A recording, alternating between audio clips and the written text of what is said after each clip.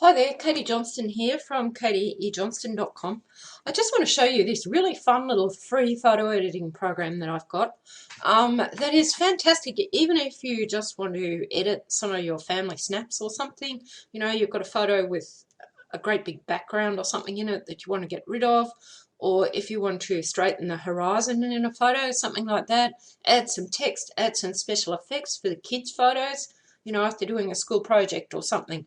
So this is a really great little free tool. And here it is up here, PicMonkey.com, PicMonkey.com. So we're just going to click on there and we'll go to the home page. Now this is the free version, so there are a few ads that run around on the home page, but that won't worry us once we get started. So let's just go to the little menu bar here and click on edit, and it will ask us what photo we'd like to edit. So I'm going to choose this one to start with. I've got two photos that I want to edit because I've got a couple of different things I want to show you. And I'll just go through each step and show you what it actually does. So here's the first one. This is the crop feature where you can do a couple of things. You can change, you know, cut out the background and all that sort of thing. You can also change the sort of size and dimensions of the image in here. So let's just start. Now, if we want to drag this around, we just left click, leave that little cross in there, left click and just drag it around. So that's how we move that box. And then you can see there when you hover the cursor over the edge, you can just click and drag that out to the sides here. We can go up and include this and just move this up a tiny bit here. So that's how you can change the image. Now there is a couple of things here. Sometimes you need an image, for example in Twitter ads you need images at a ratio of 4:1, and they actually specify that they have to be 800 pixels by 200, so that's the 4:1. Now if you just went and resize this whole picture down here with the resize tool, so I'll just cancel that for a minute. If we wanted to keep that where it was, we would click on apply, but I don't want to do that yet. I just want to explain to you what happens when you try and resize an image like that. So say we wanted to resize an image to 800 by 200, and we would have to unclick this keep proportions because that keeps it in the right proportions. I'll show you what happens. I just need to remember that that's 2304 at the start, so we can go back. So untick that and say we want to make this image 800 by 200. See how you can't do that to an image like this. So we just can't make this image a 4:1 ratio. Even if we made it 1600 by 400, still the same proportions, and see how the image is just horrible. So that's why you don't want to completely change the dimensions of something in the resize. So let's just go back here to keep proportions and we'll take it back to 2304 like it originally was, and we'll just cancel that. So what we would do if we wanted to do that is go up here to crop, and can you see here it's got the actual size, and that is the actual size and dimensions of this square here. Say we wanted to do with this photo, I don't think we can do a 4:1, but we could do a 3:1. So we could make it 1500 by 500. So you see there, that is what you would have to do. Now, pretty hard with a photo of these proportions. So 1500 by 700 is a little bit better. But do you get what I mean? That you have to do it in the crop part first. You can't just go and resize an image and have the proportions all stay the same. Okay, so let's just go back to how we were originally going to do it before. So we'll just quickly do this and that, bring this in here and bring this in here a little bit. And if you're happy with that, this is how you save it. You just go to apply. So that's how we crop a photo. Now, canvas color is completely over my head. I have no idea what it does. I've had a look at it and you just get a blank color thing. So you might be able to play around with that. And I'll show you the rotate thing in a minute. Now, exposure is where you can change the brightness, all that sort of thing. So if you just go and play around with all these, I'll just work through them quickly here. Highlights is another one, just changes the look of the photo. Shadows darkens the shadows. So you just need to fiddle around with those little tools in there. We don't need to worry about them. Colors are the same. This is the color saturation, so you can go from black and white right up to the most lurid color you can possibly imagine. So that's what they do. Temperature just goes from cool to warm. So anything like that that you wanted to do, our saturation's gone a bit out there, but it doesn't really matter. We'll just cancel that. Sharpen is another one. Sometimes you might want to just sharpen the photo up. Just fiddle with these and just see if you think they improve your photo. That's actually made his fur stand out a little bit more, and the clarity one does too in this photo. So you could use those tools there. We'll just maybe we'll apply those here. So just click on apply and that'll keep it how it was. Now we can go and resize our image. If we wanted to make it a little bit smaller for some reason or other, you know, sometimes you want to upload a photo and it says, oh, you can only have it this size. This is where you would go to resize it. But you must make sure that you keep the proportions, otherwise you'll end up with a mess like I showed you before. So say we wanted to resize this one down to 1000 pixels by whatever came left, keeping the proportions, we could just go 1000 and it automatically adjusts and makes the photo smaller. You know how sometimes you want to send a photo in an email and it's just too big to go? This is how you could resize the image here and make it a smaller image.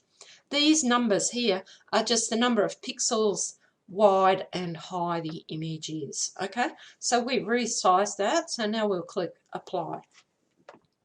So now let's go down this side here and have a look at the fun we can have here. Now this one here is, it's actually color effects. So let's look at this one here, and you can see that if we move our cursor across there, you can see the different color effects it puts in there. Now I have no idea where we started, but you know, you're getting a little bit of a sepia sort of a look of it there. So they're just tools to play around with. All different sort of color effects here. This one here is like it softens the image, sharpens it that way. So have a play around with those. The next one is the touch-up one. If you've got a portrait or something and somebody's got a great big pimple on their face or something awful, you could fix the blemish for them here. You just adjust. See, when I click here, you can see that's the size of the brush, and you just change the size there, and then you go and touch up whatever you want to touch up and then click apply. So that's all different things in there. Now this one here is really useful, the text tool.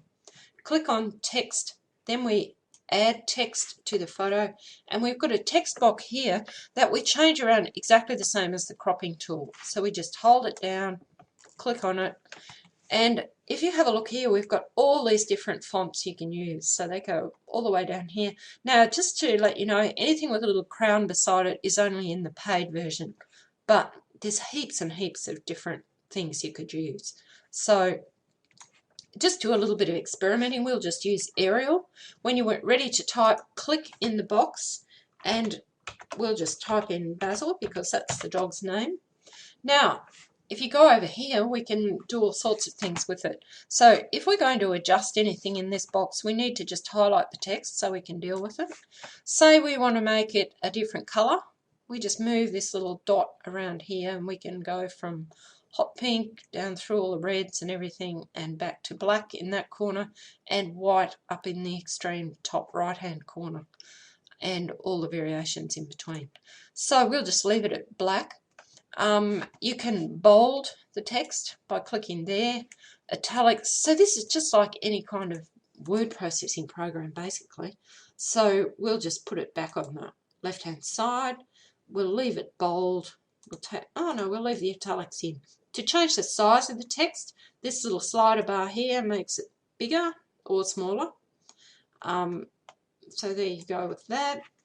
I don't usually worry about these, but you can play around with them if you want to. Now, if you want to change the size of this text box and to get out of that, you just click outside it. We can just like we did with that cropping tool, just change the size of the text box. And we'll move him around. No, we'll just leave him here. Now, also, one other little thing that you can do, I have terrible trouble straightening it after this, but you can actually tilt it like that and just get it back to straight. Okay, that's the texture tool. The next one we want to have a look at here are these little special little doovers that you can add into your picture if you wanted to put some arrows in it. Say you had a photo that you wanted to demonstrate where something was, you could say use that arrow there. There it is, it's come up there, and you can move it around. You can even make it point at the stone there or something like that. Okay, so there's all sorts of different, I'll just undo that and get rid of it out of there, but there's all sorts, there's doodly hearts, there's geometric stuff, so you can put a moustache on somebody, make bubbles for words, all sorts of stuff. Good place to play around. This is a great program to show the kids how to use. The next thing is a frame. So let's put a frame. I found our photo. Let us use Simple Edge. So there you go. These tools over here all adjust the width of the borders. You can put a corner on it, and you can make room for a caption at the bottom of the photo. Okay, so we'll cancel that and go on to the next one. This one gives you all sorts of weird effects. We can make water sort of there. It's appropriate for the beach. Cancel that one, and I'll show you, where's another one. We'll use metal, all sorts of different metal grids that you can use. There's 3 of them here, so you know, if you wanted to give it that sort of a special effect. And the last one, this is great if you've got kids, because say it was Halloween and you're making things for some sort, you can use classic creepies here, and if you click on the black cat, there, the black cat in front of Basil, you could put a spider in there as well, and maybe you could even draw a little spider web or something, but I haven't noticed any effects like that, but I'm sure if you have a look around you'll find something like that. So now we'll just get out of here, because I just want to quickly show you how to use the rotate tool. So let's just go back to here. So I'll just save this photo. So you click on save up there, then you go here to save to your computer, and we're going to save it in this folder here. I'm quite happy because I've already got the original photo there. I can just change the name of this one, otherwise it'll just save it over the top of that one. So we'll just call it Basil and save. What's going on? Okay, that's saved. Now we're going to open another photo, so just click on open and let's choose this one, because I just want to show you how to use this rotate tool. See how this horizon is horrendously crooked. So now we'll just click on rotate. Now you can tip your photo on its side or back on the other side. Oh, straighten it up again. You can flip it over so it's a mirror image, or you can turn it upside down. But this is the tool that I like the best, this straighten tool. If we just click on this little button in the middle, you see that grid come up, and if we just move the mouse along this line here, we can tilt the photo until you get it to what you think is pretty well level. Now it's very hard to be absolutely accurate, but those grids help you a bit. This photo is a little bit hard to tell because that wave there is making it look like it's still not level, but if you just hold your thing on the mouse there, it's pretty good. But that's how you would straighten a photo if you had a really bad horizon or something. I often take photos at the beach and they're a bit wonky like that. So you would click apply, then you could just go crop the image a bit, take some of the sand out of it and make it look a bit more interesting. And you've seen all the tools, so then you could go through and brighten it up a bit, make that sunrise come out a bit more with some of the exposure and the color tools, that sort of thing. So that's how it's a tool that you just go in and play around with, really. I don't think I've left anything out. Did I show you how to resize the image? I think I did. So that's about it. Just have fun with it, play with it. It's a handy tool and the price is fantastic. So I hope that helps you. I'm Katie Johnston and I'll see you around the internet. Bye bye.